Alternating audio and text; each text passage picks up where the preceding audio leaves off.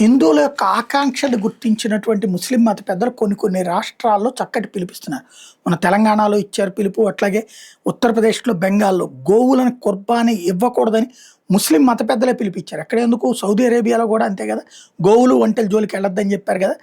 యాక్చువల్గా మనం హిందువులకి సంబంధించి నంజిరి అంటే మాంసం తీసుకుంటారంటే ఇతర మతస్థులు కూడా తీసుకుంటారు. అభ్యంతరం ఉన్నది ఒక్క ఆవు విషయంలో మాత్రమే. చట్టపరంగా ఆవులు మరియు వ్యవసాయానికి సరైన ఎద్దుల్ని మాంసానికి వినియోగించకూడదు అన్నది నిబంధన. ఈ రెండు విషయాలను అన్ని మతస్థులు గౌరవించే వరకు ఎవరితో ఏ గొడవలు లేవు. కానీ బక్రీద్ పండుగ సందర్భంగా ఇంట్లో ఆదాయం ఉన్న వాళ్ళకి ఒక్కో భాగంగా కుర్బానీ ఇవ్వడం ముస్లింల సంప్రదాయం. ఆదాయం ఉన్న ముస్లింలు మేకలు గొర్రెలు కొంటారు, ఆదాయం లేని ముస్లింలు వయసు మీరిన ఎద్దులు కొంటారు. ఇక్కడ దాకా సమస్య లేదు. కానీ కొందరు కావాలనే ఆవుల్ని సంహరించాలని చూడటం, వాళ్ళ వల్లనే అసలు సమాజంలో వచ్చేటటువంటి గొడవలు.